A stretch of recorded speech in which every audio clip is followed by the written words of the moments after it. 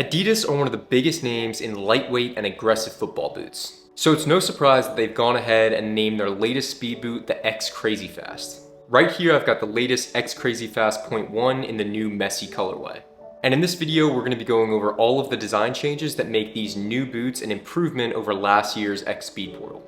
And over the past few days I've also gotten the chance to play in these boots, so we're going to talk more about how they fit and feel on feet. And at the end of the video, if you are interested in picking up a pair of the new X Crazyfast.1, I'll be sure to leave a link in the description where you can find them online at a discount.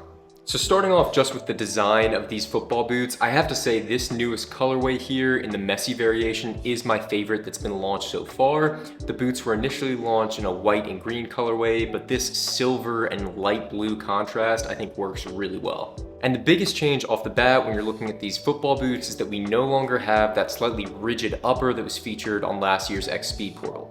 Instead, we have Adidas's new Aeropacity Speed Skin. Now this new Speed Skin is a really slick mesh textile material that's really soft to the touch and also very flexible as well.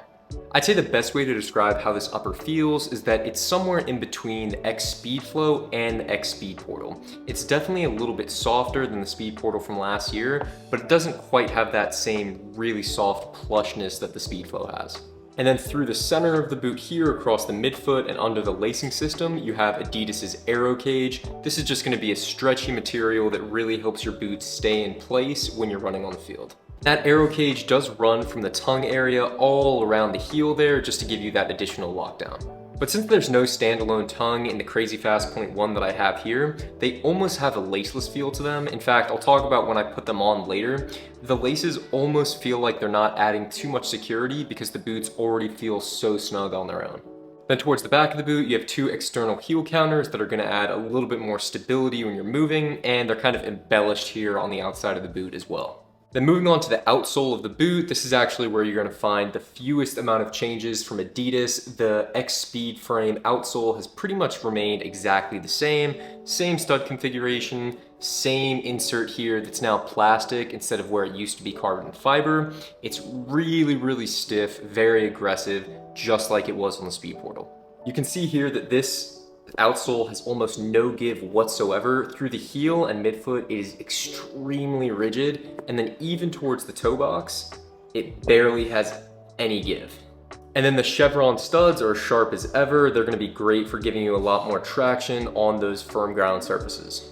Then moving on to the fit and feel of the new Crazyfast.1, I was honestly pleasantly surprised with the fit of these boots because although I was pretty disappointed with the X Speed Portal as those boots just didn't fit me that great, I found that these boots were pretty comfortable upon trying them on. The upper is definitely noticeably softer on feet and it just feels pretty roomy across the toe box as well. The boots are relatively easy to slip on, not the easiest. I find that boots that have this one-piece upper construction can be a little bit annoying to get on and off, but the Speed Cage here does have a decent amount of elasticity, so it's not too hard to pull on and off. There is going to be a ton of lockdown throughout the midfoot as soon as you put these boots on.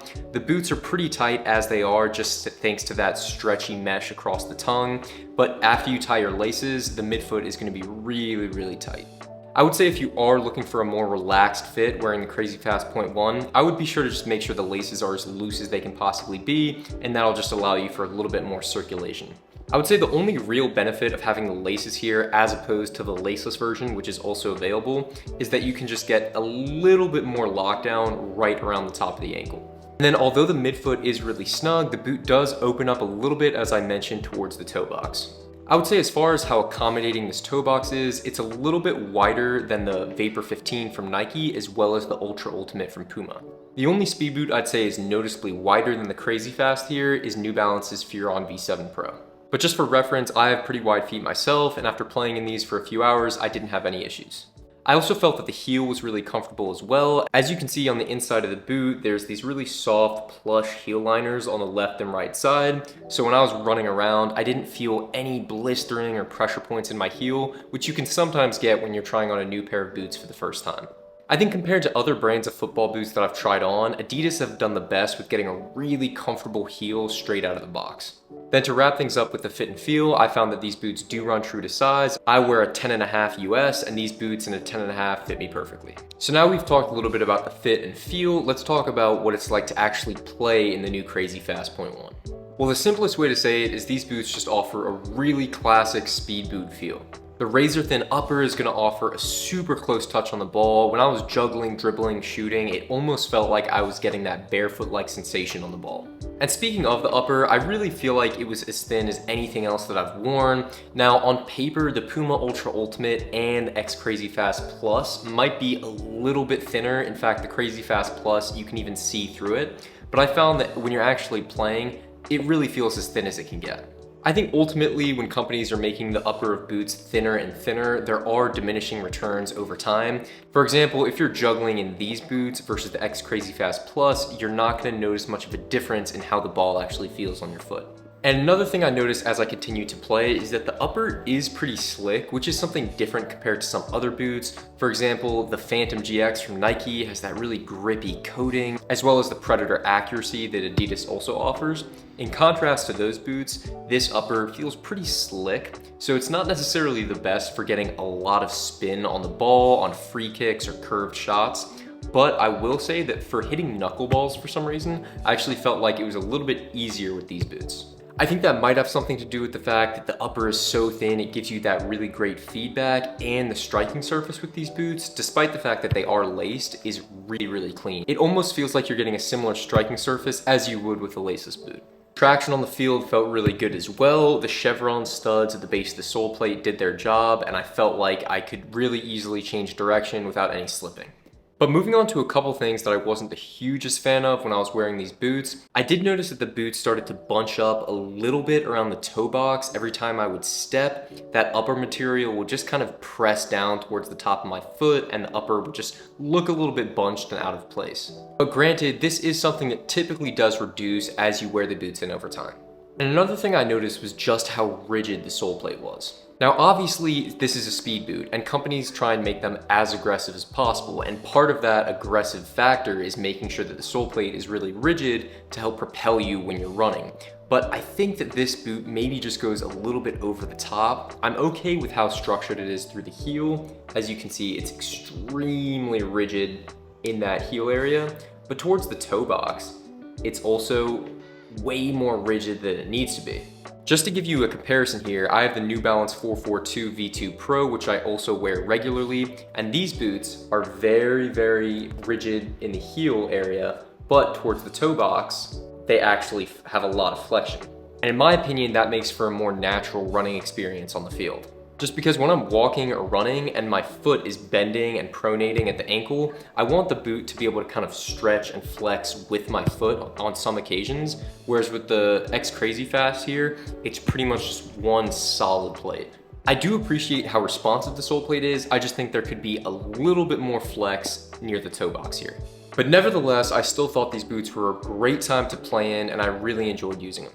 So these football boots are great, but how do they compare with other boots that Adidas have put out, as well as just other boots that are on the market right now? Well, I will say if you were a fan of the X Speed Flow from a couple years ago, you're definitely going to be a fan of these boots as well. The overall fit on the new Crazyfast is just a lot closer to that model than it is the Speed Portal. So if you were sad to see that model go away a couple years ago, then I would definitely recommend checking out the Crazyfast.1. Now, how this compares to other speed boots on the market right now is definitely going to depend on your personal foot shape and what you're looking for. Now, if you're into speed boots that are going to have a razor thin upper and deliver a clean barefoot feel, but the Vapor 15 from Nike and the Puma Ultra Ultimate tend to be a little bit too narrow for you, I think that this one is going to be a little bit better because it has a little bit more room in the toe box. And then on the flip side, if the New Balance Furon V7 Pro is a little bit too wide for you, this one's going to come in just a little bit more snug than that boot. So the fit is going to be somewhere in the middle, and I think it should be accommodating for most people. Overall, I think the new X Crazyfast is just a great step for the X series from Adidas overall, and it's really putting the line back on track. I'd say if there's only one key area where this boot struggles overall, it would be the value. And that's because the new Crazyfast.1 comes in at quite a premium. It's gonna run you $260 USD, which is actually $10 more than its closest competitor in the Nike Vapor 15. In fact, one of the only boots that's more expensive than this is the X Crazyfast Plus, which is also from Adidas, retailing for $300. And I'm looking to do a comparison video shortly to go over all the details on how the Crazyfast.1 and the Crazyfast Plus are different. But I will say it's pretty hard to justify the $260 price tag for these boots when Puma and New Balance offer really competitive models for almost $50 less. But if you do find that these boots are within the budget for you and you're a fan of Adidas models from previous years, the Crazyfast.1 is definitely a great option. So that is gonna do it for this video. Let me know in the comments below if you've gotten the chance to try out these boots and what you think of them. Thank you for watching, and I will see you in the next video.